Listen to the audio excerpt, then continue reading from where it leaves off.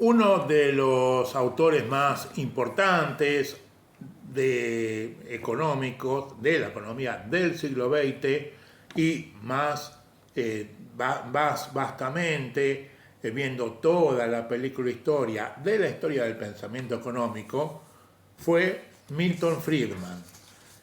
Vamos a ver, quería contarles, quería explicar cuáles fueron los aportes más importantes de Milton Friedman que marcaron una bisagra en la teoría económica, cómo cambió el análisis en el siglo XX de la economía, una vuelta con Milton Friedman a la economía clásica, algo que sobre todo que ya habían hecho los representantes de la escuela de Salamanca con respecto a la explicación de las causas de la inflación. Milton Friedman fue uno de los, fue el que explicó que en su famosa frase que la inflación es siempre y en todo lugar un fenómeno monetario. En la Universidad de Chicago fue fundada en 1892 con aportes de John Rockefeller, aporte pecuniario. Su historia consta de 3 etapas, o se divide en 3 etapas. La primera, que fue de 1892 a 1945. En esta etapa, hubo pensamiento heterogéneo, es decir, hubo tanto profesores y autores que daban clases en esa universidad, tanto de derecha, monetaristas, liberales, no monetaristas, perdón, liberales, como socialistas, heterogéneos. Luego, uno de los representantes era Jacob Wiener, renuncia Jacob Wiener en 1945 y asume Milton Friedman en 1946. Aquí empieza la segunda etapa, la etapa ya homogénea, deja de ser heterogénea para ser específicamente liberal y monetarista con Friedman, etapa que se extiende hasta 1976, que es cuando Milton Friedman gana el premio Nobel de Economía, justamente, dice la Academia Sueca, se puede ver en la página de nobelprize.org, por sus aportes al estudio de la teoría cuantitativa del dinero, que luego, ahí en 1976 Milton Friedman se va a Stanford, a la Universidad de Stanford, abandonando Chicago, y comienza allí una tercera etapa de la Universidad de Chicago, encabezada por Gary Becker, ¿sí? Y Robert Lucas. Es el que empieza la etapa de la nueva macroeconomía clásica. Milton Friedman nace en 1912. Él dice que es un hombre de suerte, porque él es hijo de inmigrantes ucranianos a Estados Unidos, de religión judía, no judíos. Emigran a Estados Unidos. Milton Friedman dice que es un hombre de suerte por 3 razones. En primer lugar, porque nace en Estados Unidos, en la libertad, puede gozar de la libertad de Estados Unidos.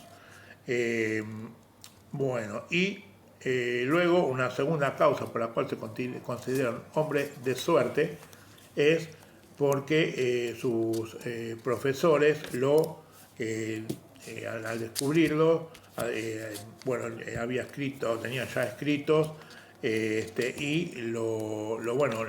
tiene profesores que le van proponiendo nuevos trabajos y le proponen ser profesor. Y una tercera causa por la cual él se considera un hombre de suerte es que por orden alfabético le tocó sentarse, se sentaban en la universidad donde él estudiaba por orden alfabético, y se sienta al lado de Rose Director. Una mujer se enamoran y finalmente se casan y pasa a ser Rose Friedman. Con el cual tienen varios libros, tienen un hijo que es David Friedman, padre a su vez de Patrick Friedman. David y Patrick tienen un pensamiento que hoy es el pensamiento que más expresa el presidente Javier Milei, es decir, libertario. Bueno, Milton Friedman tiene una metodología de la ciencia económica positivista, es decir, lo que vale es lo que se puede comprobar empíricamente. Dice irrelevante la veracidad o falsedad de los supuestos. Lo importante es la capacidad del modelo a predecir. Es decir, si la tesis propuesta se cumple, el modelo adoptado para hacer ese análisis y para comprobar esa tesis sirve. ¿Sí? Escribe él la historia monetaria de los Estados Unidos con Anna Jacobson Schwartz, esto en 1962. Es uno de los libros capitales, digamos, de Milton Friedman. En ese libro explica Friedman las causas de las crisis económicas de Estados Unidos, fundamentalmente la crisis de 1930. Este libro se edita en 1962.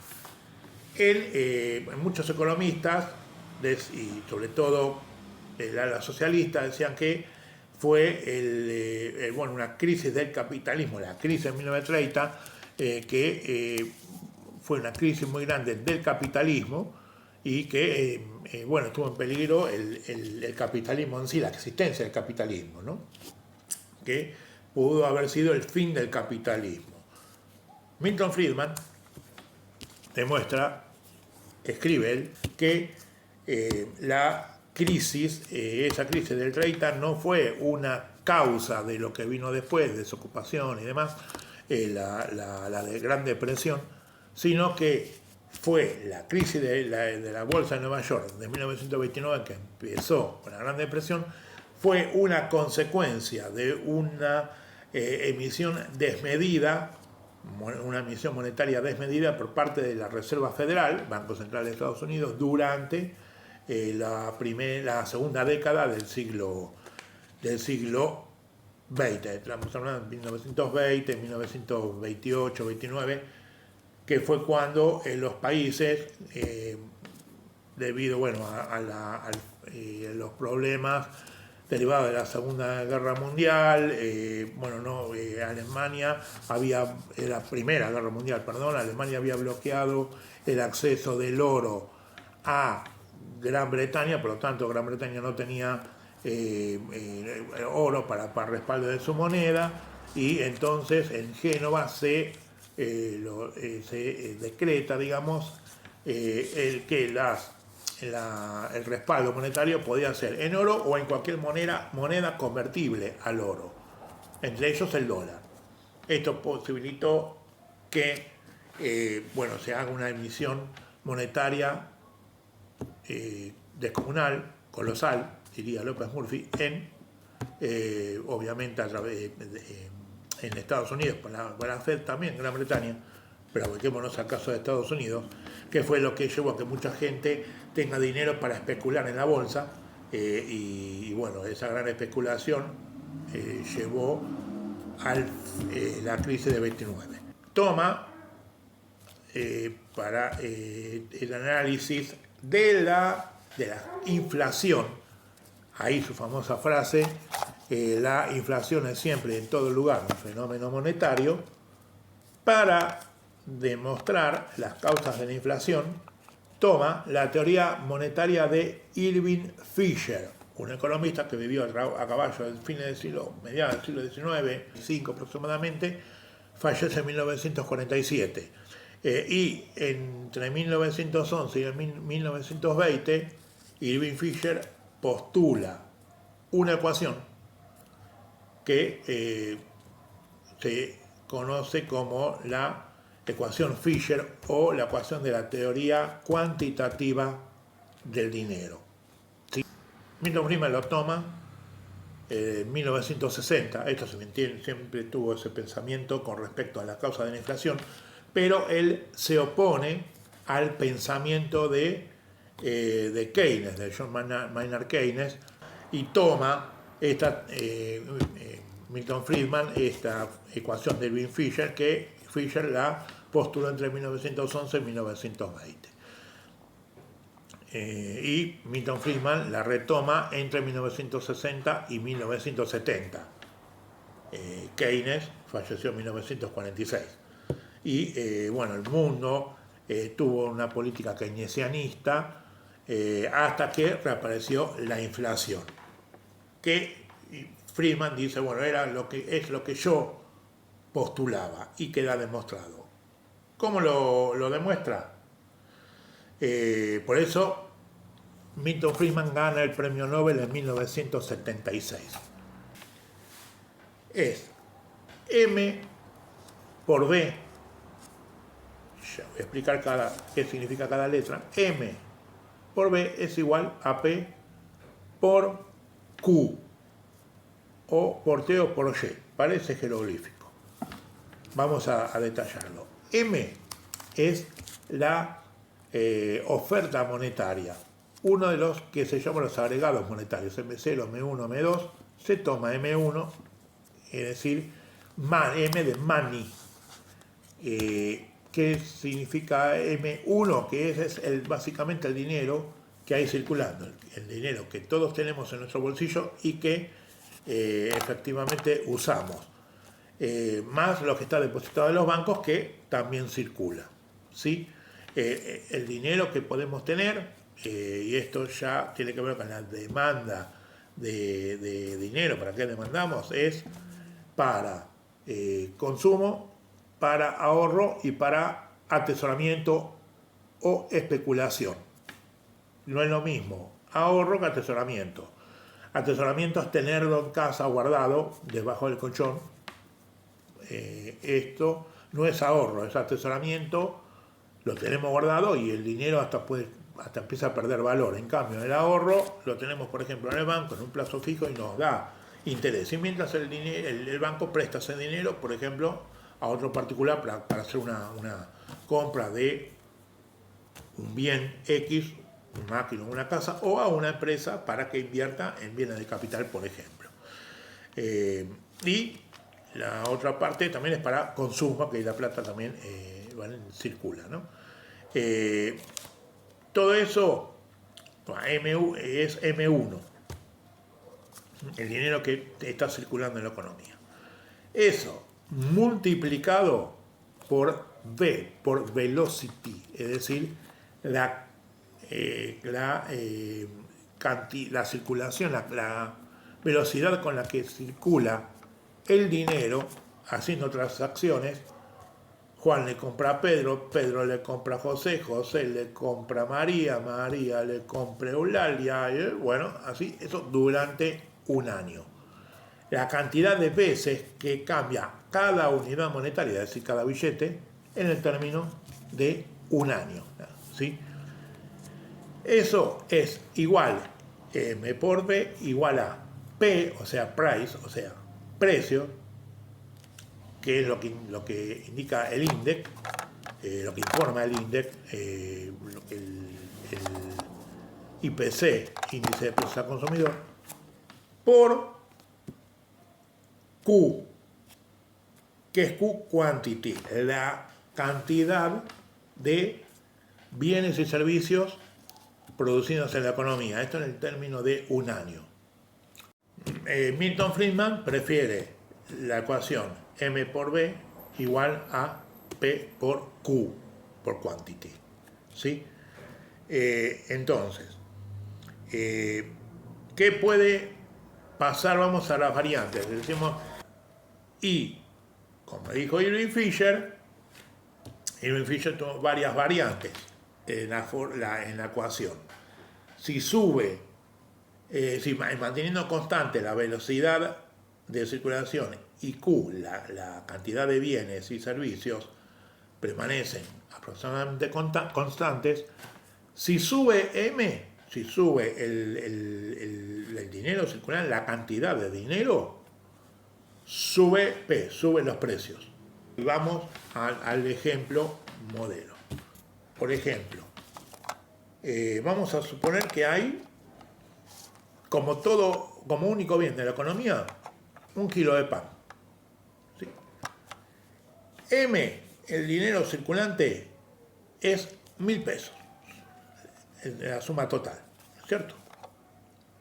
Y hay 1 kilo de pan en la economía, 1 kilo de pan. Por lo tanto,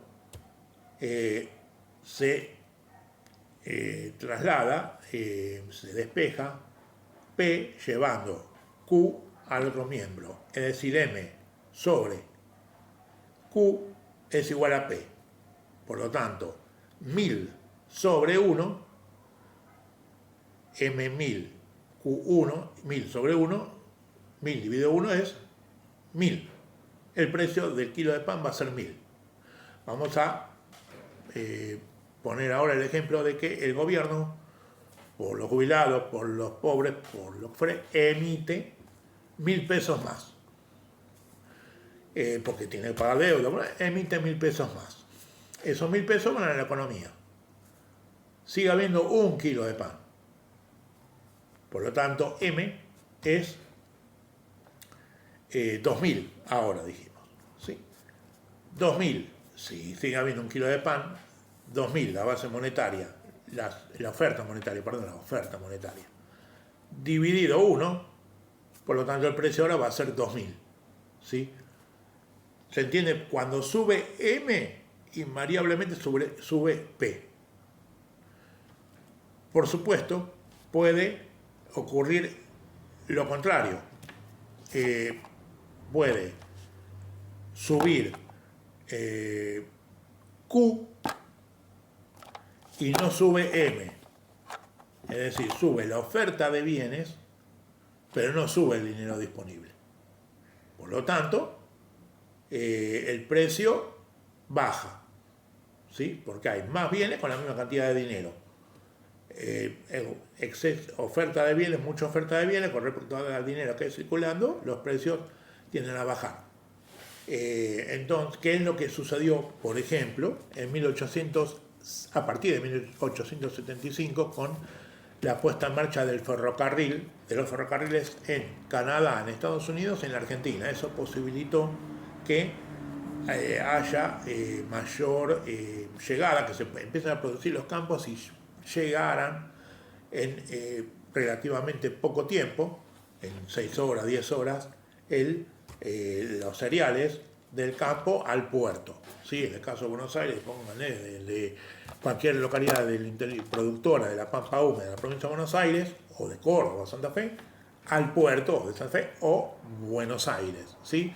En el caso de la provincia de Buenos Aires, por ahí que en 10 horas el producto a través del ferrocarril llegaba al puerto, lo que cambió radicalmente la comercialización. Es decir, a partir de ahí sí se empezó a comercializar, porque hasta ese momento tardaban días en llegar en carreta, los cereales se perdían por el camino, había que asegurar la mercadería y no convenía producir. Ahora sí, empezó con la llegada del ferrocarril empezó a convenir la producción de cereales, la siembra y cosecha de cereales, la venta de cereales.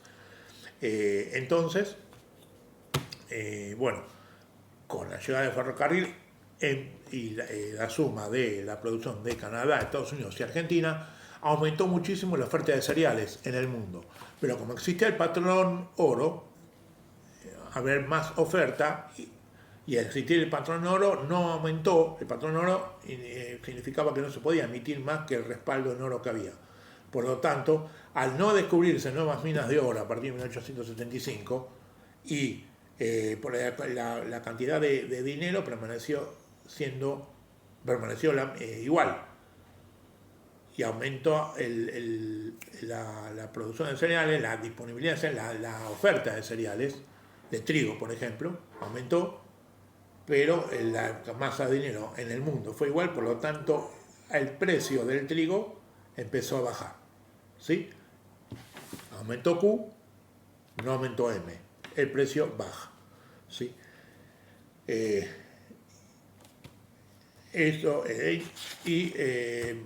Ahí esto lo retoma Friedman, esta ecuación, para explicar que la inflación es siempre, en todo lugar, un fenómeno monetario. Cuando los gobiernos, debido al déficit fiscal, emiten más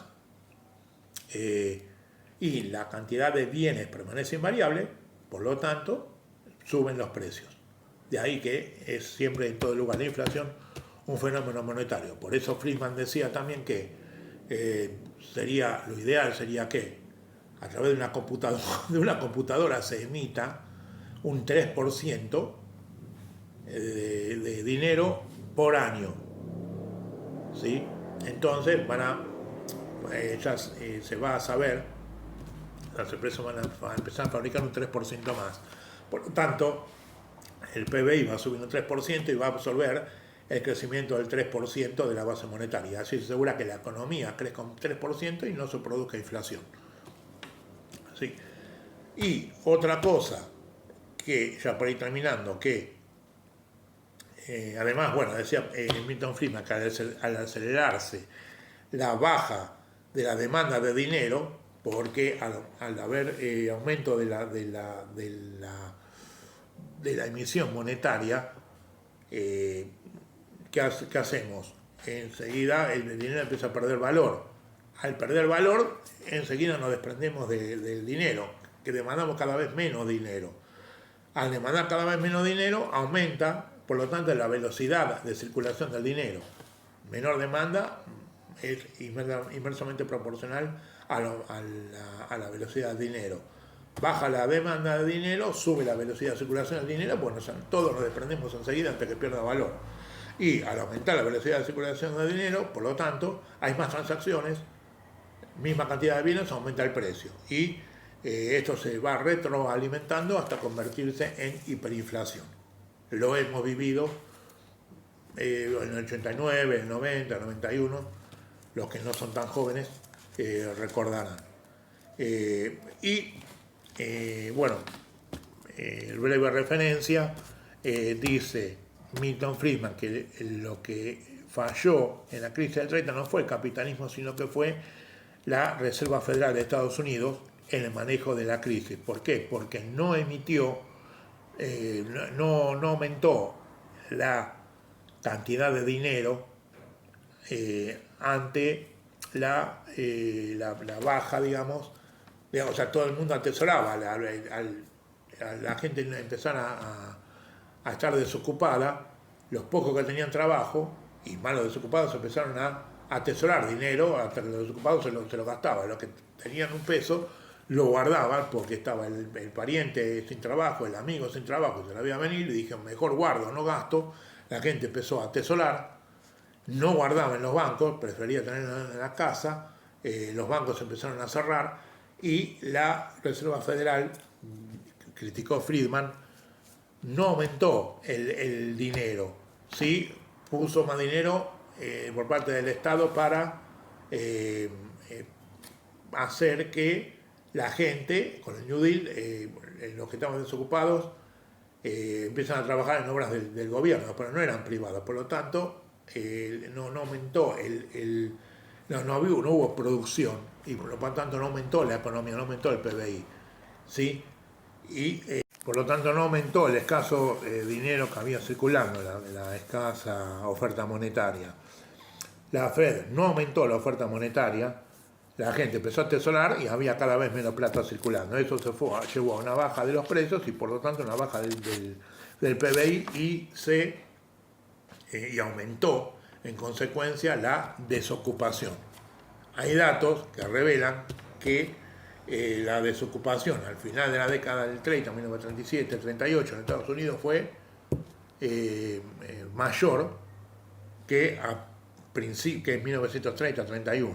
Ni hablar en el resto del mundo, entre ellos Argentina, ¿no es cierto?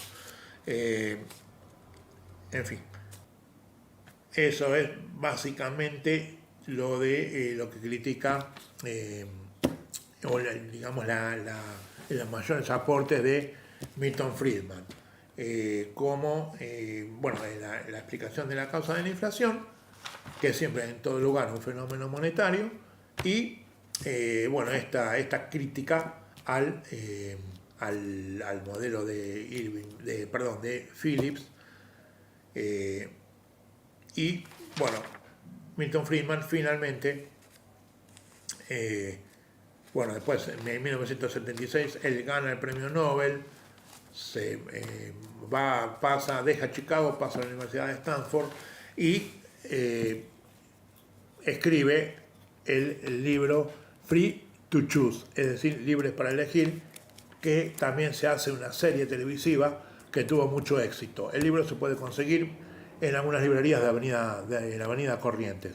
Y los videos, para quien le interese ahondar en esto, se pueden ver en YouTube. Hay muchos capítulos, hasta 10 capítulos de la serie Free to Choose, libre para elegir. Es decir, dejó de lado, Milton Friedman, muchos dicen, dejó de lado el academicismo para convertirse, digamos, en un divulgador de sus ideas, ¿no? De su ideología, a través de los escritos y del escrito de Libre para Elegir y de la serie televisiva.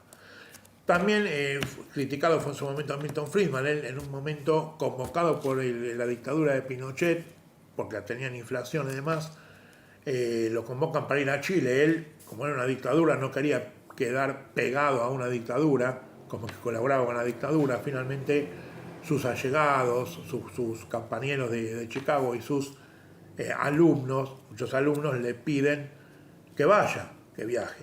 Y finalmente viaja a Chile, se entrevista con Pinochet y con el ministro de Economía, con muchos ministros, está 4 días en Chile. Cuando vuelve a Estados Unidos, escribe una carta al gobierno de Pinochet, diciéndole que era lo que había que hacer, que tenían que bajar el gasto, terminar con el déficit fiscal, etc. La carta se encuentra también, se puede buscar por internet, la carta de Milton Friedman a Chile, y está en la página de Cato.org.